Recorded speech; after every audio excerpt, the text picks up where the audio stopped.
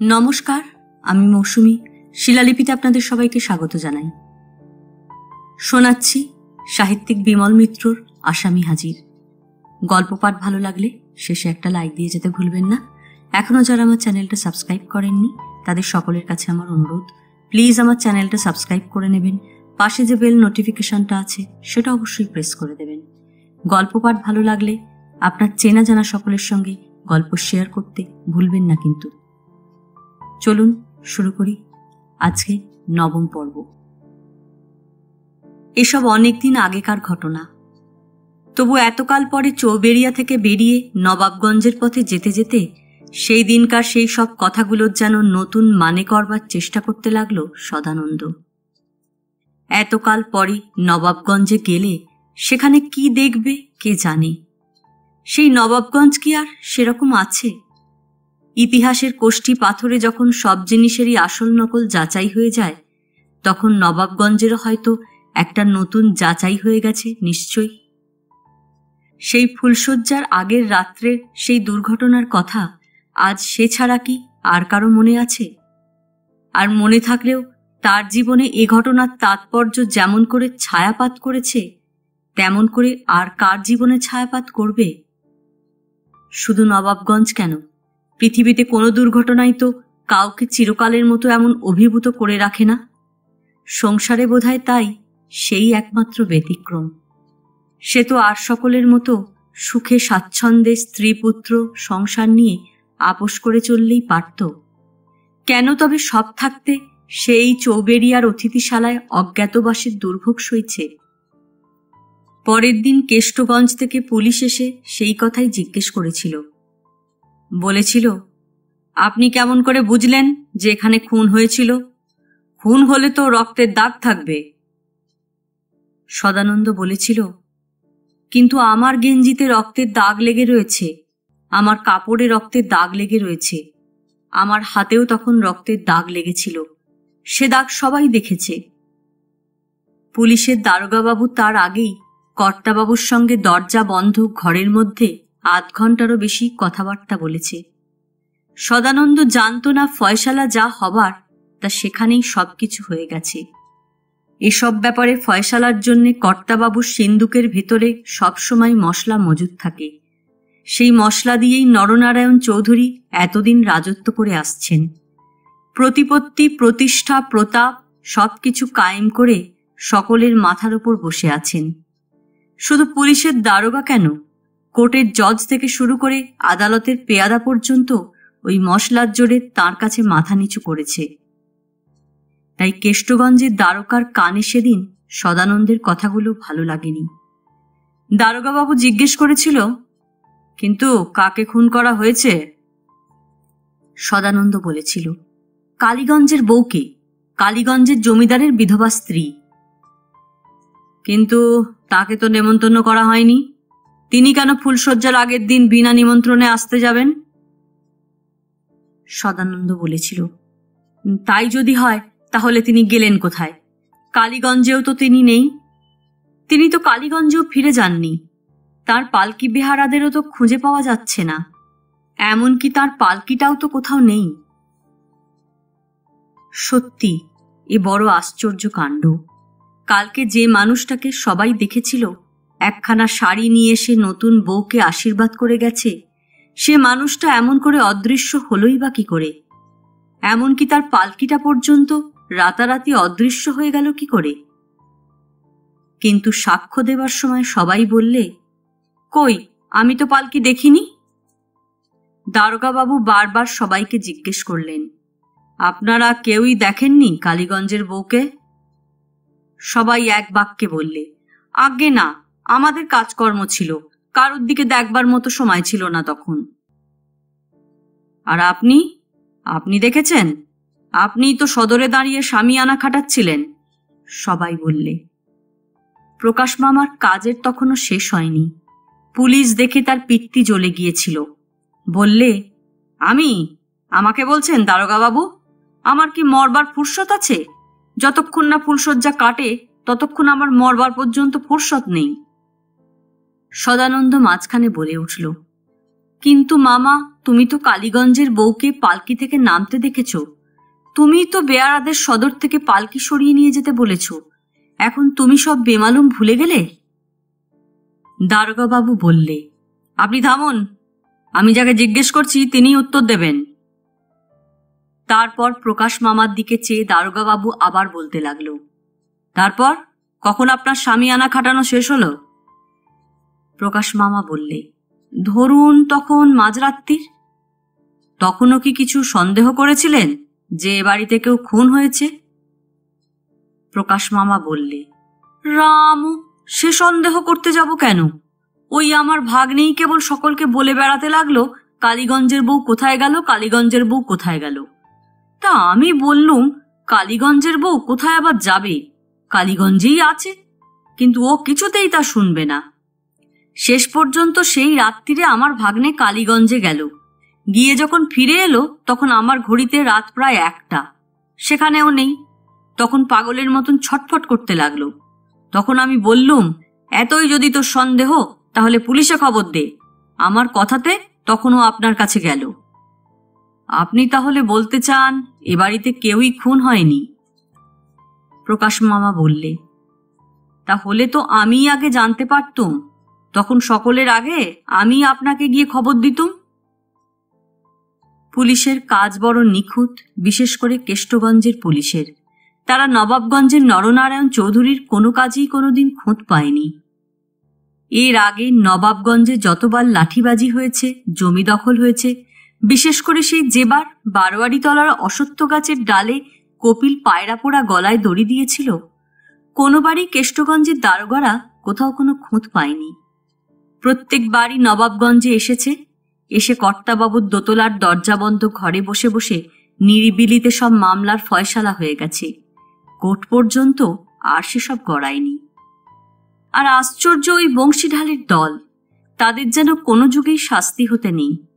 তারা যেমন সেই ইতিহাসের আদি যুগেও ছিল, তেমনি এখনো আছে, আবার সুদূর ভবিষ্যতেও তারা থাকবে। তাদের জন্য পেনাল কোর্ট তৈরি হয়েছে, থানা, পুলিশ, কোর্ট কাছারির ব্যবস্থা হয়েছে, জজ ম্যাজিস্ট্রেটদের মোটা মাইনে দিয়ে পোষা হয়েছে। তবু তারা নিঃশেষ হয়নি, তাদের বংশ বেড়েই চলেছে বরাবর। এ যে কেমন করে সম্ভব হয় তা হয়তো ওই নরনারায়ণ চৌধুরীরাই একমাত্র বলতে পারেন। আর বলতে পারে তাদের সিন্ধুকের টাকা। আর টাকা তো মানুষ নয়, আর টাকার মুখও নেই, তাই হয়তো সে মুখের ভাষাও নেই। যদি ভাষা থাকতো তাহলে বলতো, আমি সব, আমি সৃষ্টি, আমি স্থিতি, আবার আমি প্রলয়।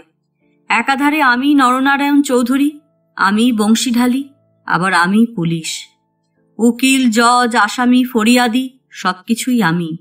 সুতরাং আমাকেই তোমরা মনে প্রাণে ভজনা করো।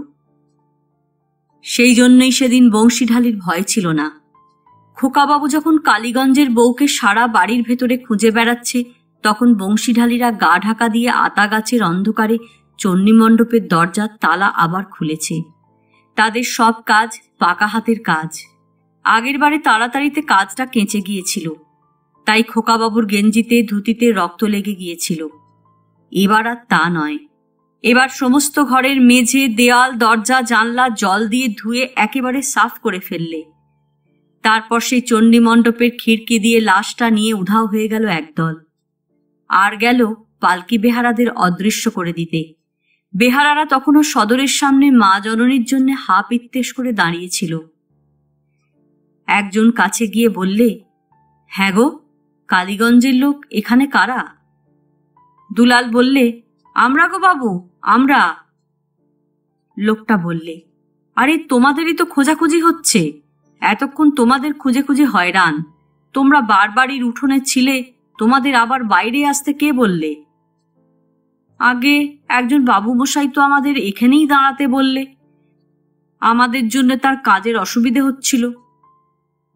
কি মুশকিল দেখো দিকিনি, আর এদিকে মা জননী তোমাদের খুঁজে খুঁজে মরছে। খুব লোক যা হোক তোমরা।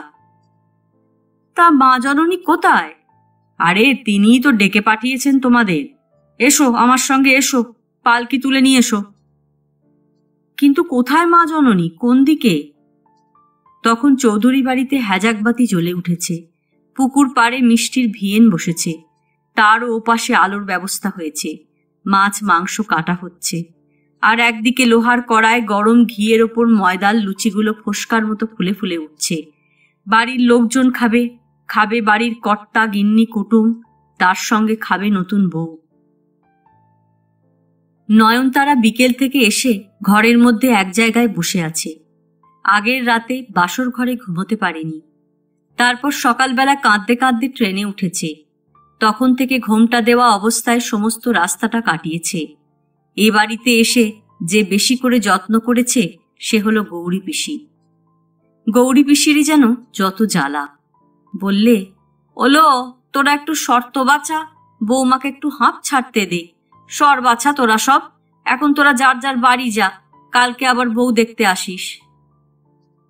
তারপর নয়নতারার হাতখানা ধরলে, বললে, এসো বৌমা এসো, মুখ হাত পা ধুয়ে নাও, কুয়ো পাড়ে চলো। তা ব্যবস্থা ভালোই করেছিল। কুয়োর কাছে একপাশে খানিকটা জায়গা চাটাই দিয়ে ঘিরে রাখা হয়েছিল নতুন বউয়ের জন্যে। একটু আড়াল হবে। নতুন বউ তো আর আমাদের মতো গা খুলে চান করতে পারবে না, তার জন্য আড়াল চাই। চান করবে, সাবান মাখবে, গা ডলবে। গৌরী পিসি বললে, তুমি বৌমা লজ্জা করো না যেন, খিদে টিদে পেলে বলবে, এ এখন থেকে তোমারই বাড়ি মনে করে নাও। প্রথম প্রথম বাপ মায়ের জন্য একটু মন কেমন করবে বটে, কিন্তু তারপর দেখবে যখন স্বামীর ওপর মন বসে যাবে তখন আর কেষ্টনগরে যেতেই মন চাইবে না। স্বামী এমন জিনিস গো। সমস্ত অচেনা পরিবেশের মধ্যে নয়নতারার কাছে তখন সবকিছুই খারাপ লাগছিল। শুধু ভালো লাগছিল গৌরী পিসির কথাগুলো। গৌরী পিসি বললে, আমি তোমার আপন পিসশাশুড়ি নই গো, আপন পিসশাশুড়ি নই। তুমি বুঝি ভাবছ আমি তোমার আপন পিসশাশুড়ি? নয়নতারা কি আর উত্তর দেবে? হ্যাঁ না কিছুই তার মুখ দিয়ে বেরোলো না।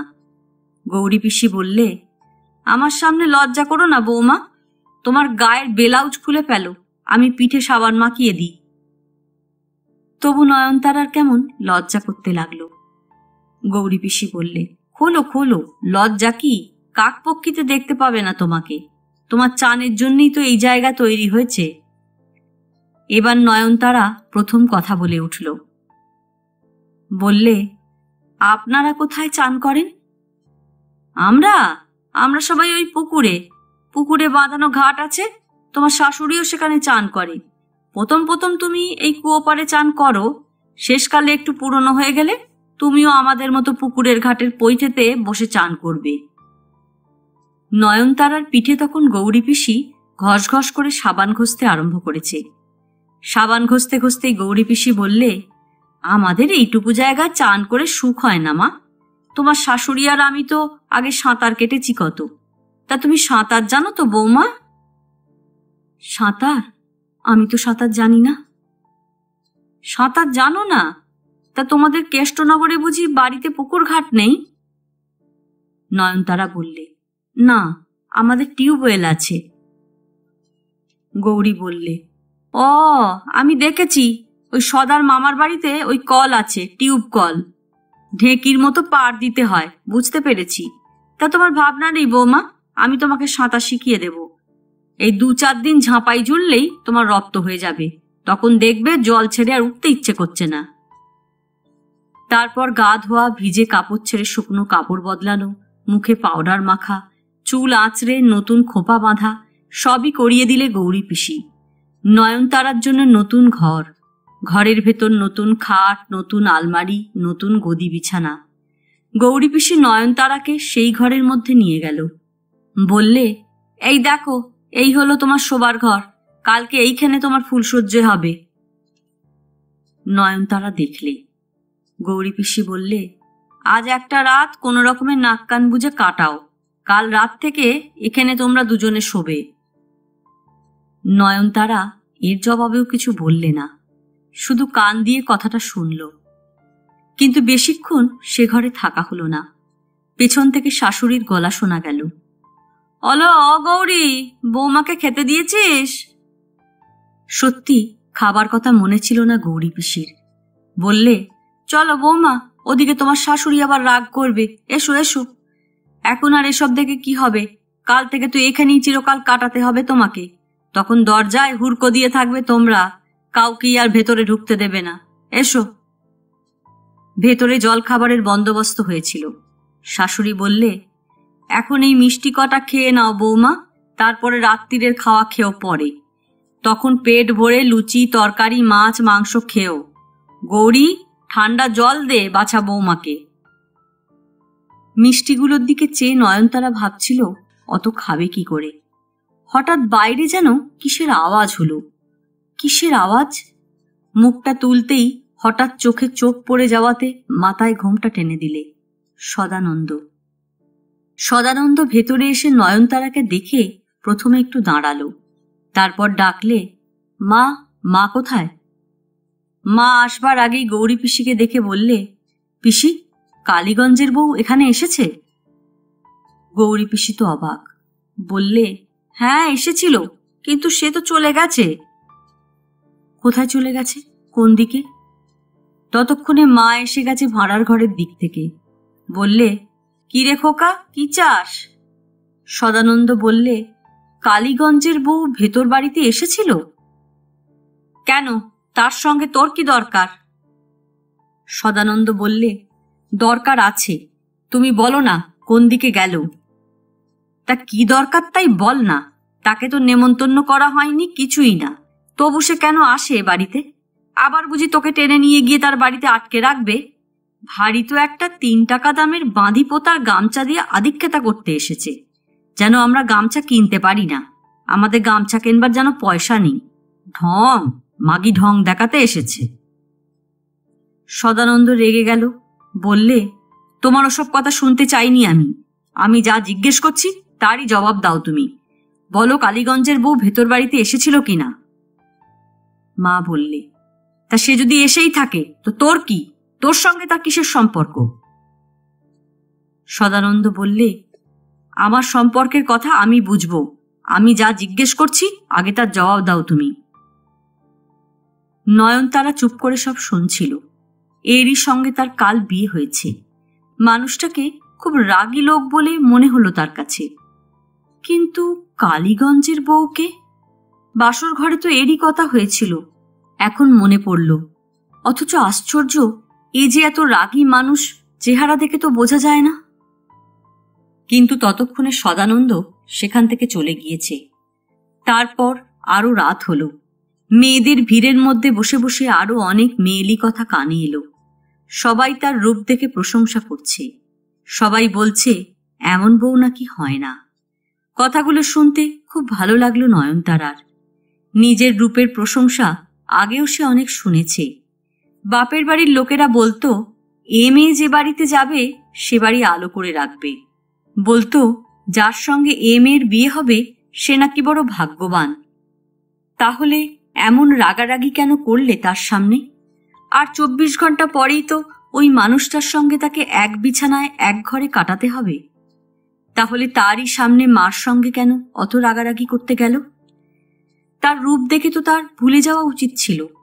একটা দিনের জন্যেও সে তার রাগ সামলাতে পারলে না। তাহলে কিরকম চরিত্রের মানুষ ও? তারপর সবাই খেতে বসল। তাদের মধ্যে নয়নতারাও খেতে বসেছে। খেতে খেতে কত লোকের কত কথা তার কানে এলো, কত হাসাহাসি, কত গল্প। সকলেরই নজর নতুন বইয়ের দিকে। ভালো ভালো জিনিস তার পাতে দিয়েছে শাশুড়ি। নয়নতারার মনে হলো শাশুড়ি মানুষটা কিন্তু ভালো।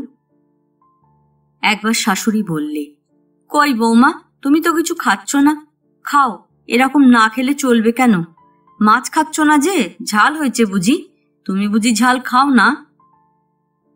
নয়নতারা ঘাড় নেড়ে ইঙ্গিত জানালে সে ঝাল খায়। আর তাছাড়া ঝাল সে খাক আর নাই খাক, সব জিনিস হ্যাঁ বলতেই সে শিক্ষা পেয়েছে মার কাছে। মা বলতো, শ্বশুর বাড়িতে গিয়ে শাশুড়ি যা বলে তাই শুনবে মা, না বলো না যেন। ঝাল খাও, তাহলে আর একখানা মাছ দেব, খাবে? গৌরী পিসি বললে, জিজ্ঞেস করছো কেন বৌদি, দাও না আর একখানা মাছ। খেতে খেতে কেবল মার কথাই মনে পড়তে লাগলো নয়নতারার। এমন করে মাও তাকে খাওয়াতো আর বকতো। বলতো, কোথায় কাদের বাড়িতে পড়বি, তখন হয়তো পেটই ভরবে না তোর। এখন দিচ্ছি, খেয়ে নে। মেয়ে মানুষ হয়ে যখন জন্মেছ তখন সব রকম অবস্থার জন্য তোমাকে তৈরি থাকতে হবে। বিয়ের আগে আমার কত বায়নাক্কা ছিল, এখন সেসব কোথায় চলে গেল মনেও পড়ে না আর। অচেনা মুখ, অজানা দেশ, অদেখা পরিবেশ, তাই মার কথাগুলি বারবার মনে পড়তে লাগলো নয়নতারার। গৌরী পিসি হঠাৎ ভাবনার মাঝখানে বললে, চলো বৌমা, শোবে চলো। একটা বড় খাট, শ্বশুরের শোবার ঘর, সেখানেই সেদিনকার মতো নয়নতারার শোবার ব্যবস্থা হয়েছে। এক পাশে শাশুড়ি আর তার পাশে নতুন বউ। বাপের বাড়িতেও বয়স হবার সঙ্গে সঙ্গে মা তাকে পাশে নিয়ে শুতো। আজই প্রথম অন্য বিছানায় অন্য লোকের পাশে শোয়া, কাল থেকে আবার আর একজনের পাশে শুতে হবে তাকে। আস্তে আস্তে চারদিকের সমস্ত শব্দ থেমে এলো। রাত বাড়ছে। একটা পাতলা তন্দ্রার মধ্যে মনে হলো যেন কেষ্টনগরের মাও তাকে ভাবছে। মারও তার মতন একলা শুয়ে শুয়ে ঘুম আসছে না হয়তো। মারও যেন মনে হচ্ছে খুকুর কথা। খুকু সেখানে খেলো কিনা, খুকুর চোখে ঘুম এলো কিনা। খুকু সেখানে হয়তো এতক্ষণে শাশুড়ির পাশে শুয়ে মায়ের কথা ভাবছে। আশ্চর্য, মেয়ে মানুষের জীবনটাই ভগবান এক আশ্চর্য ধাতুতে গড়েছে। ছোটবেলা থেকে খাইয়ে পড়িয়ে মানুষ করে অন্য লোকের হাতে তুলে দিতে হয়। তারপর সেখানেই সে থাকবে, চিরকালের মতো থাকবে। বাবা মার কথা আর ভাববে না। তখন তার নতুন সংসার নিয়েই মেতে থাকবে। তার সেই সংসারকেই সে নিজের সংসার বলে প্রাণপণে আঁকড়ে ধরে থাকবে। এই নিয়ম সংসারে আদিকাল থেকে, এই নিয়মই বুঝি চলে আসছে মানুষের জীবনে। কই বৌমা, তোমার ঘুম আসছে না বুঝি? নয়নতারা একটু নড়তেই শাশুড়ি বোধহয় বুঝতে পেরেছে। শাশুড়ি বললে, নতুন জায়গা তো, তাই অসুবিধে হচ্ছে। দুদিন বাদে তখন আবার সব অভ্যেস হয়ে যাবে। ঘুমোতে চেষ্টা করো। কাল আবার বউ ভাত, সকাল থেকেই হইচই শুরু হয়ে যাবে। তখন আর এক দণ্ডের জন্য দু চোখ এক করতে পারবে না। যতটুকু এখন পারো একটু ঘুমিয়ে নিতে চেষ্টা করো। নয়নতারা দু চোখ বুজে মার কথাগুলোই আবার ভাবতে শুরু করলে। মার কথা ভাবলেই মনটা কেমন আনন্দে ভরে যায়। সেই অন্ধকারের মধ্যে মার কথা ভাবতেই তার ভালো লাগলো তখন। সঙ্গে সঙ্গে নয়নতারার দু চোখ যেন কখন ঘুমে জড়িয়ে এলো। নয়নতারা স্বপ্ন দেখতে লাগলো। ঠিক স্বপ্ন নয়, অথচ যেন স্বপ্নই। মন খারাপ দেখে বাবা যেন সান্ত্বনা দিচ্ছে। খুকুর কথা ভেবো না তুমি, সে খুব ভালো জায়গায় পড়েছে গো। সে কত বড় বাড়ি, কত জমি জমা তাদের। তার সেখানে কোনো কষ্ট নেই, সে খুব আরামে আছে। তুমি তার কথা ভেবে মন খারাপ করো না। আসবার সময় মা নয়নতারাকে জড়িয়ে ধরে কপালে চুমু খেয়েছিল। বলেছিল, জন্ম এও স্ত্রী হয়ে থাকো মা, স্বামীর মন জুগিয়ে চলো। আশীর্বাদ করি হাতের শাখা সিথির সিঁদুর যেন তোমার অক্ষয় হয়। কথাগুলো বলছিল বটে মা, কিন্তু মেয়েও যত কাঁদছিল মাও তত কাঁদছিল। তাদের দেখা দেখি আশেপাশে যারা দেখছিল তাদের চোখও আর শুকনো ছিল না। তারপর ট্রেনের টাইম হয়ে যাচ্ছিল। ঘন ঘন তাগাদা দিচ্ছিল বরকর্তা। কই বেআই মশাই, এত দেরি হচ্ছে কেন? ওদিকে যে ট্রেন ছেড়ে দেবে। মা লক্ষ্মীকে একটু তাড়াতাড়ি করতে বলুন। হঠাৎ যেন তন্দ্রাটা ভেঙে গেল। তন্দ্রাটা ভাঙতেই নয়নতারা ধর্মর করে চারিদিকে চেয়ে দেখলে। একেবারে অন্য পরিবেশ। এখানে কেষ্টনগরের মতো দেরি করে ঘুম থেকে উঠলে চলবে না। পাশের দিকে চেয়ে দেখলে জায়গাটা খালি। শাশুড়ি কখন বিছানা ছেড়ে উঠে চলে গেছে টের পায়নি। আর দেরি করলে না সে, বিছানা ছেড়ে উঠল। হঠাৎ মনে পড়ল ঘোমটা দিতে হবে। আগের মতো আর মাথা খালি রাখলে চলবে না। ও মা, তুমি উঠেছ? গৌরী পিসি চুপি চুপি ঘরে উঁকি মেরে দেখতে এসেছিল বউ উঠেছে কিনা। উঠেছে দেখে বললে, ঘুম হয়েছিল তো বৌমা, চা খাবে? চা খাওয়ার অভ্যেস আছে তোমার? নয়নতারা বললে, না। অভ্যেস নেই? অভ্যেস থাকলে বলো, বলতে লজ্জা করো না। আমাদের এখানে চা হয়, চা খাওয়ার লোক আছে এখানে। তোমার যে মামা শ্বশুরকে দেখেছ, তোমাকে কেষ্টনগর থেকে এখানে সঙ্গে করে নিয়ে এসেছিল, উনি চা খান। চা না হলে ওর এক দণ্ড চলে না। বাড়িটাতে তখন আবার লোকজনের গোলমাল শুরু হয়ে গেছে।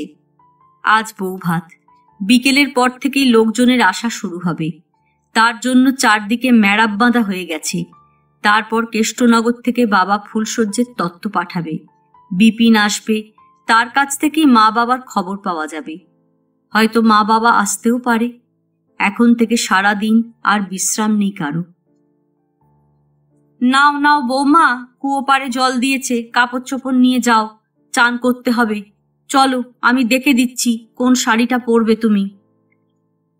সকালবেলা এ বাড়িটার আবার অন্য চেহারা। কাল রাত্রে এখানকার অন্য চেহারা দেখেছে সে।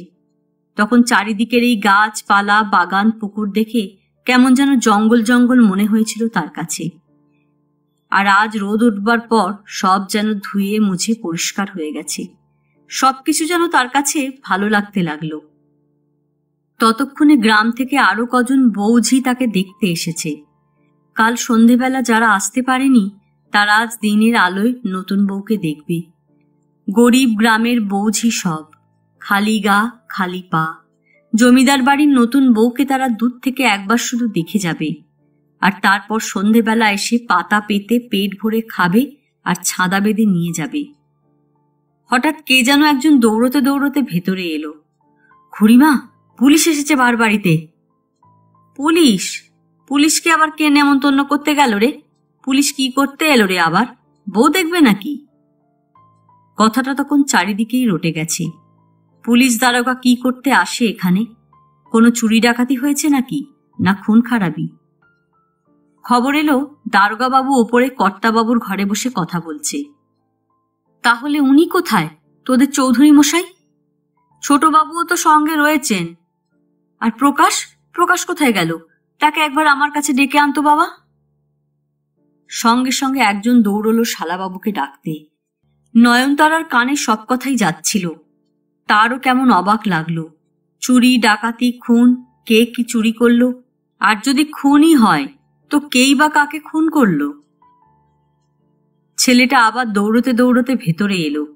শাশুড়ি জিজ্ঞেস করলে, কিরে শালাবাবু কি বললে, আসছে? হ্যাঁ খুড়িমা, শুনলাম কে নাকি এখানে খুন হয়েছে, তাই পুলিশ এসেছে। খুন? নয়নতারার মাথাটা এক মুহূর্তে যেন বোঁবো করে ঘুরে উঠল। খুন? খুন এখানে কখন হলো? কে খুন হলো? কে খুন করলো? কাকে খুন করলো? নতুন জায়গায় এসে নতুন পরিবেশে কেমন যেন ভয় করতে লাগলো নয়নতারার। এই কেমন বাড়িতে তার বিয়ে হলো? বিয়ের পরের দিনই খুন। গৌরী পিসি সামনে দিয়ে যেতেই নয়নতারা তাকে ডাকলে, পিসিমা, পুলিশ এসেছে শুনলুম কে নাকি খুন হয়েছে। গৌরী পিসি কথাটা হেসে উড়িয়ে দিলে। বললে, কে জানে বৌমা, কে খুন হয়েছে, কার কপাল পুড়েছে। নয়নতারা তবু ছাড়লে না। বললে, ওই যে কে এসে বলে গেল, তুমি শোনোনি? গৌরী পিসি বললে, আমার কি শোনবার সময় আছে বৌমা? যত ঝক্কি সব আমার ঘাড়ে চাপিয়েছে সবাই। তুমি ও নিয়ে মাথা ঘামিও না বৌমা। ওসব ভাববার অনেক লোক আছে এ বাড়িতে। খানিক পরেই ফুলশয্যের তত্ত্ব আসবে, তাদের খাওয়া দাওয়ার বন্দোবস্ত করতে হবে। তারপর গাঁ শুদ্ধ নেমন্তন্ন হয়েছে, তাদের ঝামেলা সমস্ত আমাকে পোয়াতে হবে। বলতে বলতে আবার কোন দিকে অদৃশ্য হয়ে গেল গৌরী পিসি। বাড়ির ভেতর তখন তুমুল কাজের ব্যস্ততা, কারোর যেন সময় নেই। শুধু কয়েকজন গ্রামের বৌঝি গিন্নিবান্নি মানুষ তার মুখের দিকে হাঁ করে চেয়ে আছে, যেন এক আজব বস্তুর সন্ধান পেয়েছে তারা নয়নতারার মধ্যে। যেন নয়নতারা তাদের মতো মেয়ে মানুষ নয়, যেন নয়নতারা অন্য জগতের জীব। তারা তার শাড়ি দেখছে, গয়না দেখছে, গায়ের রং দেখছে, মাথার খোঁপা দেখছে, চোখে চোখ রেখে যেন নয়নতারাকে গিলতে চাইছে সবাই। হঠাৎ সেই মানুষটার গলা শোনা গেল আবার, মা, মা, মা কোথায়? নয়নতারা মাথার ঘোমটাটা আরো বড় করে নিচের দিকে টেনে দিলে। জীবনের সঙ্গে মৃত্যুর একটা সহজ সম্পর্ক থাকেই, আমরা তা স্বীকার করি আর নাই করি। একদিন সদানন্দের জন্ম হয়েছিল এই বাড়িতে। সেদিন এখানে উৎসব হয়েছিল বেশ ঘটা করে। ওই দাদুই সেদিন একটা সোনার হার দিয়ে নাকি নাতির মুখ দেখেছিল। রানাঘাট থেকে মামলার শুনানি ছেড়ে নবাবগঞ্জে চলে এসেছিল। ভেবেছিল এই জন্ম, এই আবির্ভাব এক শুভ সূচনা। নিজের বংশকে চিরকালের মতো সুপ্রতিষ্ঠিত করতেই এই জন্ম। কিন্তু সেদিনকার সেই শুভ সূচনাকে এই এতদিন পরে এই হত্যা দিয়ে, এই মৃত্যু দিয়ে কেন অভিযুক্ত করতে হলো? এও কি সদানন্দ জীবনের ক্রমবিকাশের পক্ষে এতই অপরিহার্য ছিল? কে জানে, নইলে হয়তো সদানন্দর জীবন এমন হতো না। সদানন্দ হয়তো আর 5 জনের মতো এই নবাবগঞ্জের বংশধর হয়ে দাদু আর চৌধুরী মশাইয়ের মতো প্রজাখাতক আর সেরেস্তার কাগজপত্রের মধ্যে জীবন কাটিয়ে দিত। তাই সেদিন যখন চৌধুরী বাড়িতে সবাই বৌভাতের উৎসব অনুষ্ঠানের আয়োজনে হিমশিম খেয়ে মরছে, তখন সদানন্দ একবার কালীগঞ্জ আর একবার থানা পুলিশ নিয়ে ব্যস্ত হয়ে আকাশ পাতাল পরিশ্রম করে বেড়াচ্ছিল। কিন্তু দারোগা বাবু কোথাও কিছু খুঁত পেলে না। আতা গাছের তলায় চণ্ডীমণ্ডপের পেছনে বংশীঢালির যে আস্তানা আছে, সেখানেও সরেজমিনে তদন্ত করলে, কিন্তু সেখানে সবকিছুই স্বাভাবিক, কোথাও কিছু ব্যতিক্রম নেই। অথচ এখানেই কাল মেয়ে মানুষের গলার আর্তনাদ শুনতে পেয়েছিল সদানন্দ। অন্ধকারের মধ্যে অবশ্য স্পষ্ট কিছু দেখতে পাওয়া যায়নি, কিন্তু তার মনে হয়েছিল যেন কেউ কাউকে সেখানে খুন করে ফেলে রেখে গেছে। তখন যেন মানুষটা পুরোপুরি জ্ঞান হারায়নি, তখনও যেন চেষ্টা করলে তাকে বাঁচানো যায়। আর সেখানেই তার হাতে আর গেঞ্জিতে রক্তের ছাপ লেগেছিল। দারোগাবাবু বললে, কিন্তু আমি তো অস্বাভাবিক দেখছি না এখানে। বংশীঢালিকেও জেরা করল দারোগাবাবু। বংশীঢালি বললে, হুজুর, আমি তো রাত্রিরে এখানেই শুয়েছি, আমার হাতে পায়ে তো রক্তের দাগ লাগেনি। তাহলে সদানন্দবাবুর গেঞ্জিতে রক্তের দাগ এলো কোত্থেকে? তা আমি কি করে জানবো হুজুর? বাড়িতে আর কোথাও কি মাছ মাংস কাটা হচ্ছিল? হ্যাঁ হুজুর, বাড়িতে অনেক লোক খাবে, খোকাবাবু সেখানে গিয়েছিলেন, হয়তো সেখানেই রক্ত লেগে থাকবে। শুধু বংশীঢালি নয়, প্রকাশ মামাও সেই একই কথা বললে। সদানন্দ বললে, তাই যদি হবে দারোগাবাবু, তাহলে কালীগঞ্জের বউ গেল কোথায়? কালীগঞ্জে আমি কাল রাত্রে গিয়েছিলাম, সেখানে তো তিনি ফিরে যাননি। সঙ্গের পালকি বেহারারাও ফিরে যায়নি কেউ। তারা তাহলে সবাই গেল কোথায়? দারোগাবাবু বললে, সে এনকোয়ারি করবে কালীগঞ্জের দারোগা। কালীগঞ্জ আমার এখতিয়ারের বাইরে। তাহলে তাহলে একটা লোক খুন হয়ে যাবে আর আপনারা কেউ তার কোনো প্রতিকারই করবেন না? একজন নির্দোষ মানুষ অকারণে তার প্রাণ হারাবে। আপনি তাহলে একবার নিজে কালীগঞ্জে চলুন, নিজে সেখানে গিয়ে একবার এনকোয়ারি করুন। কিন্তু সদানন্দ তখন জানত না যে পাপেরও শেকড় থাকে। গাছের শেকড়ের মতো পাপের শেকড়ও সারা দেশময়, সারা পৃথিবীময় শাখা প্রশাখা বিস্তার করে নিজের অস্তিত্ব বজায় রাখে। আরও জানত না, যে দারোগা নবাবগঞ্জের খুনের তদন্ত করতে এসে কোনো খুঁত পায় না, কালীগঞ্জের দারোগার চরিত্রেও এই দারোগার পাপের রক্ত তার শেকড়ের শাখা বিস্তার করে রেখে দিয়েছে। বংশীঢালিদের পাপ আবিষ্কার করে এমন সাধ্য শুধু নবাবগঞ্জের দারোগার কেন, পৃথিবীর কোনো গঞ্জের দারোগারই বুঝি নেই। কিন্তু তবু হাল ছাড়বার পাত্র নয় সদানন্দ। তবু সদানন্দ বললে, না, আমি তাহলে কালীগঞ্জের দারোগার থানায় যাই। প্রকাশ মামা বললে, আরে তুই কি সত্যি পাগল হলি সদা? সদানন্দ বললে, পাগল আমি না তোমরা? তোমরা সবাই পাগল। শুধু পাগল নয়, তোমরা শয়তান। কথাটা বলে সদানন্দ বাইরে বেরিয়ে চলে যাচ্ছিল। প্রকাশ মামা তাকে ধরে ফেললে। বললে, কোথায় চললি তুই? সদানন্দ বললে, কালীগঞ্জে। প্রকাশ মামা বলে উঠল, কালীগঞ্জে যাবি? কিন্তু বাড়িতে যে আজ তোর বউ ভাত রে, তোর ফুলসজ্জে। বউ ভাত ফুলসজ্জা তো আমার কি? তার মানে?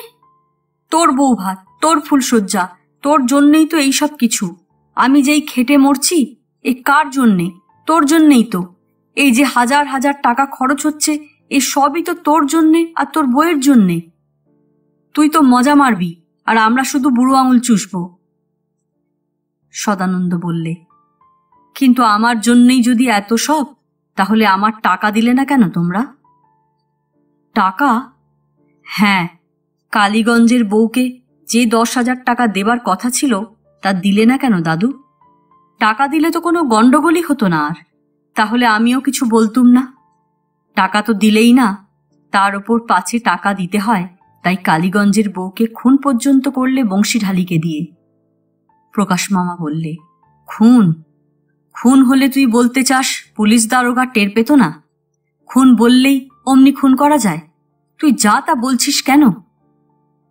সদানন্দর চোখ দিয়ে ততক্ষণে জল গড়িয়ে পড়তে শুরু করেছে। প্রকাশ মামা সদানন্দর চোখের জল দেখে থমকে গেল। বললে, এ কি রে, তুই কাঁদছিস? আজকে এত বড় একটা শুভ দিনে তুই চোখের জল ফেলছিস? ছি! সদানন্দর তখন আর কথা বলবার ক্ষমতা নেই যেন। বললে, আমাকে ছাড়ো তুমি মামা, আমাকে ছাড়ো, ছেড়ে দাও। প্রকাশ মামা তখন আরো জোরে জাপটে ধরলে সদানন্দকে। বললে, পাগলামি করিস নে সদা, ছেলে মানুষে করবার তোর বয়স নেই আর। এসব জিনিস 10 বছর আগে করলে তখন মানাতো, এখন লোকে নিন্দে করবে তোর।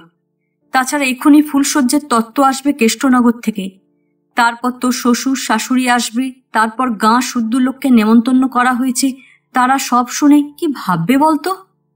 হঠাৎ কীর্তিপদবাবু সেখান দিয়ে যেতে গিয়ে ঘটনাটা দেখে অবাক হলেন। প্রকাশ তার নাতিকে অমন করে জাপটে ধরে আছে কেন? সঙ্গে সঙ্গে কাছে এলেন, জিজ্ঞেস করলেন, কিরে প্রকাশ, খোকাকে অমন করে ধরে কি করছিস? ও কি করেছে? প্রকাশ সদানন্দকে তেমনি করেই জড়িয়ে ধরেই বললে, দেখুন না পিসে মশাই, আপনার নাতির কাণ্ড, পালিয়ে যাচ্ছে বাড়ি ছেড়ে। পালিয়ে যাচ্ছে মানে? কেন পালাচ্ছে? কোথায় পালাচ্ছে? প্রকাশ মামা বললে, কালীগঞ্জে। কালীগঞ্জে? কালীগঞ্জে কার কাছে? আচ্ছা, ব্যাপারটা কি বলতো রে প্রকাশ? কাল থেকে কালীগঞ্জের বইয়ের কথা শুনছি। কে এসে? আমি তো কিছুই বুঝতে পারছি না। প্রকাশ মামা বললে, সে পিসে মশাই পরে আপনাকে সব বুঝিয়ে বলবো, এখন একে ধরে না রাখলে সব কেলেঙ্কারি হয়ে যাবে। কীর্তিপদবাবু বললেন, পরে আর তোর সময় হয়েছে। পুলিশের দারোগা কেন এসেছিল তাও তো কেউ কিছু বললি নে। সবাই বলছে এখন সময় নেই, পরে বলবে। আর পরে কখন সময় হবে? আমি মরে গেলে তখন কে শুনতে আসবে? প্রকাশ মামা সে কথায় কান না দিয়ে চেঁচিয়ে ডাকতে লাগলো, দিনু, ও দিনু। দিনু আসবার আগে চৌধুরী মশাইয়ের কানে গেল প্রকাশের চিৎকারের শব্দ। বারান্দায় মুখ বাড়িয়ে দেখেই বেরিয়ে এলেন। শুধু তিনি একলাই নন, কাণ্ড দেখে অনেকেই এসে জুটল। বিয়ে বাড়ির ভিড়ের মধ্যে এমন কাণ্ড দেখে অনেকেই এসে জটলা করল। দিনু দৌড়তে দৌড়তে এসে জিজ্ঞেস করলে, আমায় ডাকছিলেন শালাবাবু? কিন্তু ততক্ষণে জায়গাটা ভিড়ে ভিড় হয়ে গেছে। সাধারণ লোক যারা কাজকর্ম করতে ব্যস্ত, তারাও হাতের কাজ ফেলে এসে কাছে দাঁড়ালো। ওদিকে ভিএনের জায়গায় পুরোদমে কাজ চলছিল। মিষ্টিগুলো তৈরি করে গামলায় তুলে এক এক করে ভাঁড়ারে গিয়ে জমা করে আসছে, আর পুকুরের পাড়ে ময়দা মাখা হচ্ছিল। সন্ধে হবার পর লুচি ভাজতে আরম্ভ করবে। তার আগে ডাল, মাছের কালিয়া, মাংস রান্না করে ভাঁড়ারে তোলা হচ্ছে। চৌধুরী মশাই বিচক্ষণ লোক, তিনি কোনোদিনই বেশি কথা বলেন না। সামান্য একটুখানি শুনেই বললেন, প্রকাশ, এখান থেকে সরে এসো, বড় লোকের ভিড়। চণ্ডীমণ্ডপে নিয়ে এসো খোকাকে, ওখানে গিয়ে শুনব সব। কীর্তিপদবাবু একবার শুধু বলতে চেষ্টা করলেন, ব্যাপারটা কি তাই খুলে বলো না তোমরা, আমি যে কিছুই বুঝতে পারছি না। চৌধুরী মশাই শ্বশুরের দিকে চেয়ে বললেন, ও কিছু না, ও নিয়ে আপনি কিছু ভাববেন না। বলে প্রকাশের সঙ্গে চণ্ডীমণ্ডপের দিকে সদানন্দকে নিয়ে চললেন। কিন্তু কীর্তিপদবাবু জামাইয়ের কথায় খুশি হলেন না। তিনিও জামাইয়ের পেছন পেছন চলতে লাগলেন। বললেন, ভাববো না মানে? সব কাজে তোমরা কেবল আমাকে ভাবতে বারণই করছো। তা আমিও তো একটা মানুষ নাকি? আমি বুড়ো হয়েছি বলে আমায় কিছু জানতে নেই? কিন্তু কে আর তার মতো বুড়ো মানুষের কথায় কান দেয়? তিনি যে এত সম্পত্তি করেছেন, তিনি যে এত টাকার মালিক, তার জন্যও কেউ তার কোনো মূল্য দিচ্ছে না। তিনিও পেছনে পেছনে চণ্ডীমণ্ডপে গিয়ে সকলের সামনে দাঁড়ালেন। বললেন, আমাকে তোমরা কেউ কিছু বলছো না কেন? আমি বুড়ো হয়েছি বলে কি তোমাদের কিছু সাহায্যও করতে পারবো না? চৌধুরী মশাই শ্বশুরের এই অন্যায় কৌতূহল বরদাস্ত করতে পারছিলেন না। বললেন, আপনি বৃদ্ধ হয়েছেন, আপনাকে আমরা এসব ব্যাপারের মধ্যে কষ্ট দিতে চাই না। আপনি তামাক খান না নিজের ঘরে বসে? দিনু আপনাকে তামাক সেজে দিচ্ছে। তুমি থামো, সব কথায় কেবল আমার বয়স দেখাও কেন? কীর্তিপদবাবু রেগে গেলেন এবার। বলতে লাগলেন, কি হয়েছে তাই বলো। তারপর সকলকে অগ্রাহ্য করে একেবারে সোজা সদানন্দকে ধরলেন। বললেন, কি হয়েছে বলো তো দাদা, তোমার কি হয়েছে? তুমি কাঁদছো কেন? আমি এসে পর্যন্ত দেখছি তুমি যেন কিরকম হয়ে গেছো। গায়ে হলুদের দিনে তুমি কোথায় লুকিয়ে রইলে? তারপর সকালবেলা পুলিশ দারোগা এসে কি সব তদন্ত করে গেল, তারপর এখন আবার এই কাণ্ড। বলো তো এসব কি ব্যাপার? আমার কাছে কিছু লুকিও না। হঠাৎ কৈলাস গোমস্তা এসে হাজির হলো। বললে, বেআই মশাই, আপনাকে কর্তাবাবু একবার ডেকেছেন। কীর্তিপদবাবু বললেন, দাঁড়াও বাপু, এখন এই ব্যাপারটার একটা ফয়সালা হয়ে যাক। ওদিকে ভিড়ের লোকজন আস্তে আস্তে সবাই এসে হাজির হয়েছিল চণ্ডীমণ্ডপের সামনে। প্রকাশ মামার এতক্ষণে সেদিকে নজর পড়েছে, তাদের দিকে চেয়ে তেড়ে গেল। এই, তোরা এখানে কি করতে এসেছিস? যা, বেরিয়ে যা এখান থেকে। কাজকর্ম কিছু নেই তোদের? যা এখান থেকে ভাগ। ক্রমে ক্রমে খবরটা বাড়ির ভেতরেও পৌঁছে গেল। খোকা নাকি বাড়ি থেকে চলে যাচ্ছিল। শালাবাবু তাকে ধরে রেখেছে। ছোটবাবু সকলকে ডেকে নিয়ে গেছে চণ্ডীমণ্ডপে। প্রীতি ভাঁড়ার ঘরের কাজে ব্যস্ত ছিল। কথাটা শুনেই বললে, কেন চলে যাচ্ছিল কেন খোকা? কোথায় যাচ্ছিল? গৌরী পিসি বললে, চুপ করো বৌদি, অত চেঁচিও না। নতুন বউয়ের কানে যাবে শেষকালে, একটু গলা নামিয়ে কথা বলো। কর্তাবাবু নিজের ঘরে বসে তখন ছটফট করছিলেন। কৈলাস গোমস্তা ফিরে আসতেই বললেন, কি হলো, বেআই মশাই এলেন না? হ্যাঁ, আসছেন। খোকাকে আটকে রাখতে বলেছ তো, যেন পরশু দিনের মতো বেরোতে না পারে? হ্যাঁ বলেছি, ছোটবাবু ধরে রেখেছেন খোকাবাবুকে। যদি কোনো ফাঁকে বেরিয়ে যায়, শেষকালে ফুলশয্যার দিন যেন কেলেঙ্কারি করে না বসে। কৈলাস গোমস্তা বললে, না, সে ব্যবস্থা পাকা হয়ে গেছে। খোকাবাবুকে আর একলা ছাড়া হবে না। বংশীকেও বলে দিয়েছেন ছোটবাবু, যেন তার ওপর নজর রাখে।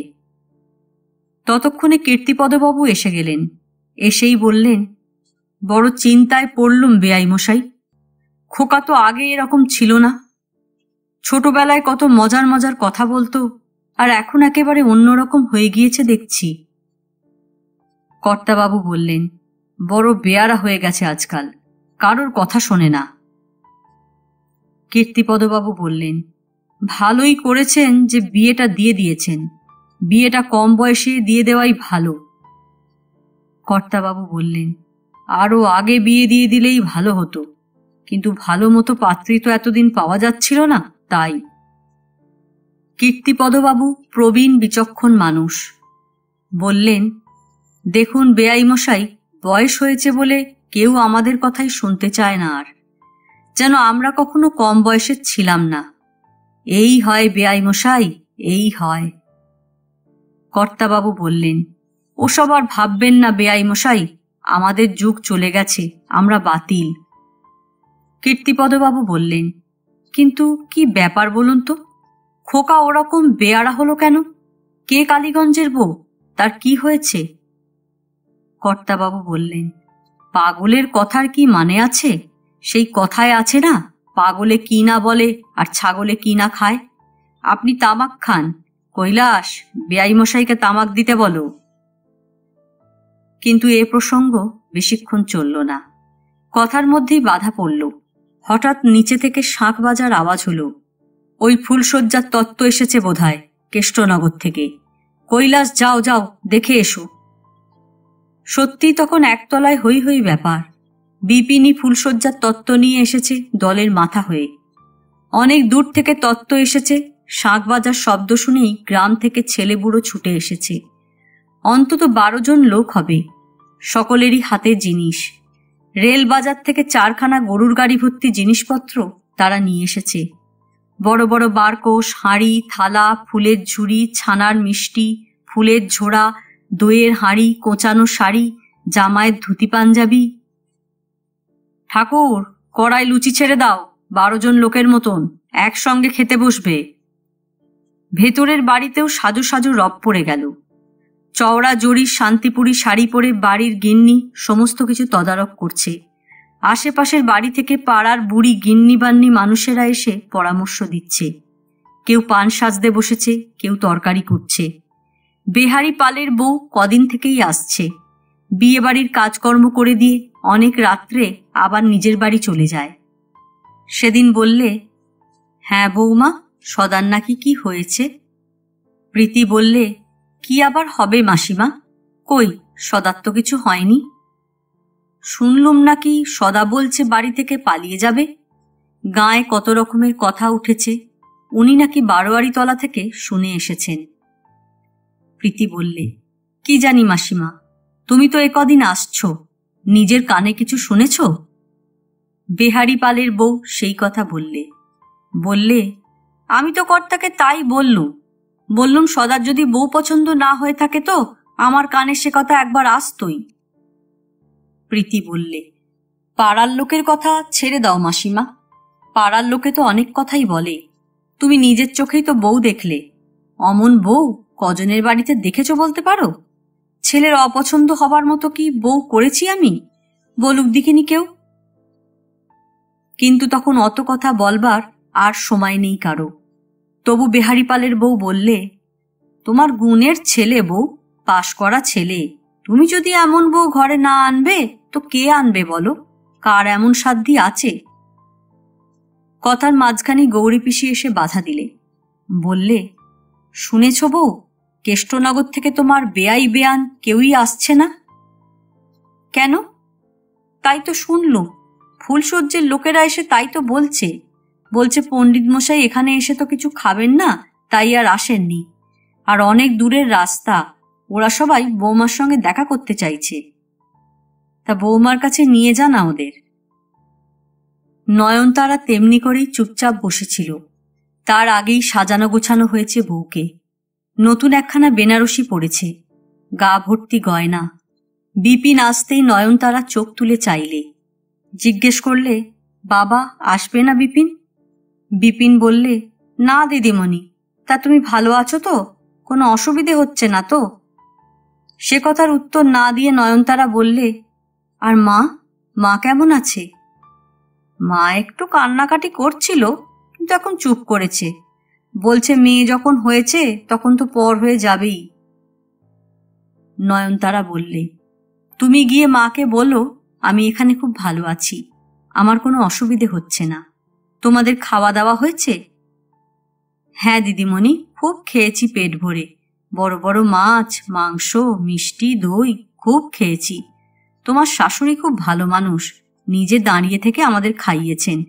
এখানকার সবাই খুব ভালো লোক, সঙ্গে নিয়ে যাবার জন্য আবার 4 হাঁড়ি মিষ্টি দিয়েছেন এরা। কিন্তু বেশিক্ষণ কথা বলবার সময় হলো না। বাইরে ততক্ষণে আবার সানাই বেজে উঠল। একে একে আবার লোকজন আসতে লাগলো নয়নতারার ঘরে। নবাবগঞ্জ ঝেঁটিয়ে লোক আসবে আজ, এ তারই সূচনা। সব অচেনা মুখ, তারা এসে ঘর জোড়া করে বসল। সকলের চোখই নয়নতারার দিকে। নয়নতারা বুঝতে পারল সবাই তার মুখের দিকেই হাঁ করে দেখছে। আজকে বুঝি সমস্ত সন্ধেটাই এই রকম চলবে। আজকে নয়নতারাই বুঝি এ বাড়ির সবচেয়ে বড় আকর্ষণ। কর্তাবাবু একসময় ছেলেকে ডেকে পাঠালেন। চৌধুরী মশাই আসতেই কর্তাবাবু জিজ্ঞেস করলেন, কি খবর? ওদিকের খবর কি? চৌধুরী মশাই বললেন, সব তো ঠিকই চলছে। ফুলশয্যার লোকদের সকলকে খাইয়ে দাইয়ে পাঠিয়ে দিলুম, ওদের তো আবার ট্রেন ধরতে হবে। কর্তাবাবু বললেন, না, আমি ও কথা বলছি না, বলছি খোকা কোথায়? চৌধুরী মশাই বললেন, খোকা আর তো কোনো গন্ডগোল করছে না। ওই তোমাদের বুদ্ধি, গন্ডগোল না করলেও কখন কি করে ফেলে তা কি বলা যায়? আমি যে বলেছিলাম একটু চোখে চোখে রাখতে, রেখেছ? চৌধুরী মশাই বললেন, হ্যাঁ, তার জন্য তো প্রকাশকে বলে রেখেছি। প্রকাশকে? আমার শালা, সে পাকা লোক, তার চোখ এড়াতে পারবে না খোকা। কর্তাবাবু বললেন, তবেই হয়েছে। তোমাকে বলেছি না তুমি নিজে একটু নজর রাখবে, একলা ছাড়বে না ওকে মোটে। আর বংশীদেরও বলে রেখেছ? হ্যাঁ বলেছি, বংশীরা যেন সবাই মিলে ওর আশেপাশে থাকে, যেন চোখের আড়াল না করে, বলে দিও। চৌধুরী মশাই বললেন, হ্যাঁ বলে দিয়েছি। ঠিক আছে, যাও, তুমি ওদিকটা দেখো গিয়ে, আমার এদিকে তোমার বেশি আসতে হবে না। চৌধুরী মশাই আর দাঁড়ালেন না, চলে গেলেন। নিচের অনেক লোকজনের শব্দ কানে এলো। সকলে খেতে বসেছে। সমস্ত বাড়িটাতেই অতিথি অভ্যাগতদের ভিড়। বাইরে থেকে সানাই বাজতে শুরু করেছে। কর্তাবাবু যেন খানিকটা নিশ্চিন্ত হলেন মনে মনে। ফুলশয্যাটা কাটলেই পুরোপুরি নিশ্চিন্ত হতে পারবেন। তারপর একটা রাত কাটলেই আর ভয় নেই। তখন খোকা আস্তে আস্তে সংসারী হয়ে উঠবে। তখন পাগলামি চলে যাবে তার। ওই বেয়াই মশাই যা বলেছেন তাই হবে। কাঁধে জোয়াল পড়লেই মানুষের দায়িত্ববোধ আসে। ক্রমে আরও লোকের ভিড় বাড়ল। আওয়াজের মাত্রা আরও বেড়ে গেল। নবাবগঞ্জের আকাশে অঘ্রাণ মাসের রাত আরও ঘন হল। তার মনে পড়তে লাগল সেই নবদ্বীপের ঘাটে বুক জলে নেমে হর্ষনাথ চক্রবর্তীর শেষ কথাগুলো। আশ্চর্য, প্রথমে হাঁটু জল, তারপরে কোমর জল, তারপরে বুক জল, তারপরে গলা জল। তখন সূর্য উঠেছে নতুন। গঙ্গার ঘাটে আরও কিছু স্নানার্থী এসেছে। তারাও ব্যাপারটা লক্ষ্য করছিল। নারায়ণ, কর্তাবাবু বললেন, বলুন হুজুর। হর্ষনাথ চক্রবর্তী বললেন, আমি চললুম নারায়ণ, ওদের ভার তোমার ওপর রেখে দিয়েই চললুম। তুমি ওদের দেখো, বুঝলে? কর্তাবাবু বলেছিলেন, আপনি কিছু ভাববেন না হুজুর, আপনি নিশ্চিন্ত থাকুন। হর্ষনাথ চক্রবর্তী বললেন, তুমি যদি নাও দেখো তবু আমার কিছু বলবার নেই নারায়ণ, আমার কিছু করণীয়ও নেই। আমার সব আসক্তি আজ দূর হয়ে গেছে। ভেবেছিলাম তামাকের আসক্তিটাই আমি কাটিয়ে উঠতে পারবো না, তা এখন সে আসক্তিটাও দূর করেছি। এখন চলি। বলে তিনি সংস্কৃত শ্লোক আবৃত্তি করতে লাগলেন। জবাকুসুম শঙ্কাশং কাশ্যপেয়ং মহাদ্যুতিং। সূর্যস্তব পাঠ করতে লাগলেন হর্ষনাথ চক্রবর্তী মশাই অনেকক্ষণ ধরে। কর্তাবাবু ওসব সংস্কৃত বোঝেন না। তিনি তখনও জলের ভেতর দাঁড়িয়ে হুজুরকে ধরে দাঁড়িয়ে আছেন। তারপর একসময় হঠাৎ তিনি নির্বাক হয়ে গেলেন। চোখ দুটো ঊর্ধ্বনেত্র হল, আর তারপরেই সব শেষ। কোথায় গেলেন তিনি, আর কোথায় রইলেন নরনারায়ণ চৌধুরী? তিনি আসক্তি ত্যাগ করতে পেরেছিলেন, কিন্তু কর্তাবাবু কোন দুঃখে আসক্তি ত্যাগ করবেন? তার যে এখনো অনেক কামনা বাসনা বাকি, এখনো অনেক আকাঙ্ক্ষা তার। এই আজ খোকার বউ ভাত, এখনই খোকা সংসারী হলো। তারপর একদিন তার সন্তান হবে, তারপরে সেই সন্তানেরও আবার একদিন সন্তান হবে। এমনি করে তিনি এই বংশধারার পরিক্রার মধ্যে অনন্তকাল ধরে বেঁচে থাকবেন। তার বংশের শাখা প্রশাখার মধ্যেই তিনি অজর অমর হয়ে নিঃশ্বাস প্রশ্বাস ত্যাগ করবেন। তবেই হয়তো তখন তার চিরকালের স্বাদ আহ্লাদ আশা মিটবে, তার আগে কিছুতেই নয়। অনেক রাত্রে বাইরে কলকোলাহল স্তিমিত হয়ে এলো। নয়নতারাকে ফুলশয্যায় বসিয়ে দিলে বেহারি পালের বউ। বললে, বেশি রাত করো না মা, আজ ঘুমিয়ে পড়ো, নইলে তোমারও শরীর খারাপ হবে, সদার শরীরও খারাপ হবে। কাল থেকেই তো তোমাদের শরীরের ওপর দিয়ে ধকল যাচ্ছে। ফুলের গন্ধ নাকে এসে লাগছিল নয়নতারার। চারিদিকেই ফুল, ফুলের পাহাড় চারদিকে। অনেক ফুল জোগাড় করা হয়েছিল। পদ্ম ফুল এসেছিল চৌধুরীদের বিল থেকে। নয়নতারার কেমন যেন ভয় করতে লাগল। মা বাবা কেউই এলো না। এ বাড়িতে সবাই পর, কেউই তার আপন নয়। তবু শ্বশুর শাশুড়ি সবাই কাল থেকে খুব ভালো ব্যবহার করে আসছে। শাশুড়ি বারবার বলেছে, লজ্জা করো না বৌমা, পেট ভরে খাও, মনে করো না যেন এখানে তোমার কেউ নেই। তোমার শ্বশুরও আমাকে তোমার কথা বারবার জিজ্ঞেস করেছেন, আর একটা সন্দেশ দেব? তারপর যখন আরো রাত হলো, হঠাৎ ঘরের দরজাটা আবার খুলে গেল। নয়নতারা আন্দাজে বুঝতে পারলে কে ঘরে ঢুকেছে। কিন্তু সাহস করে চোখ তুলে চাইতে পারলে না। বুকটা থরথর করে কাঁপতে লাগলো। মনে হলো যেন সে অজ্ঞান হয়ে যাবে। সদানন্দ সবে ঘরে ঢুকেছে। পেছন থেকে প্রকাশ মামা বললে, দরজায় খিল দিয়ে দে রে, খিল দিয়ে দে। কিন্তু তবু যেন তার হাত উঠতে চাইল না। প্রকাশ মামা আবার পেছন থেকে তাগিদ দিলে, কই রে সদা, খিল দিলি নে? খাওয়া দাওয়ার পর থেকেই প্রকাশ মামা কানে কানে বলছিল, আমি যা বলেছি সব মনে আছে তো? ভুলিসনি তো? সদানন্দ বললে, কি মনে নেই? তোকে এত করে পাখি পড়ানো করে শিখিয়ে দিলাম, আর এখন কিনা তুই বলছিস কি? তোকে নিয়ে আমি কি করব বল দেখিনি? সদানন্দ এ কথার কিছু জবাব দিলে না। প্রকাশ মামা বললে, আরে ফুলসজ্জের রাত একবারই তো আসে মানুষের জীবনে, তুই দেখছি শেষকালে সব গুবলেট করে ফেলবি, আমার মান ইজ্জত সব ডোবাবি। ভাগ্নে বউ শেষকালে আমার নামেই খোঁটা দেবে, বলবে এমন বরের সঙ্গে আমার বিয়ে দিয়েছে যে একটা আস্ত আনাড়ির ডিম। কিন্তু সদানন্দ সেই ঘরের মধ্যে ঢুকতেই যেন তার মাথার ওপর বিকট শব্দে একটা বাজ ভেঙে পড়ল। সামনের দিকে চাইতেই মনে হলো কে যেন ছাদের কড়িকাঠ থেকে ঝুলছে। মুখটা যেন চেনা চেনা, যেন ঠিক কপিল পায়রা পোড়া। পরনের কাপড়টা গলায় ফাঁস দেওয়া, ঝুলছে। পেছন থেকে প্রকাশ মামা আবার তাগিদ দিলে, কই রে সদা, দিলি নে, খিল দে। কর্তাবাবুর কাছে রিপোর্ট দিতে গেলেন চৌধুরী মশাই। বললেন, সব নিশ্চিন্তে চুকে গেছে বাবা। কর্তাবাবু এই খবরটার আশাতেই রাত জেগে বসেছিলেন। বললেন, আর খোকা? পেছনে প্রকাশ মামাও ছিল। সে এগিয়ে গিয়ে বাহাদুরি নেবার চেষ্টা করলে। বললে, আমি এই এক্ষুনি তাকে ঘরের মধ্যে ঠেলে ঢুকিয়ে দিয়ে তবে সেখান থেকে আসছি, আর যেতে কি চায় ঠেলে ঘরে ঢুকিয়ে দিলাম।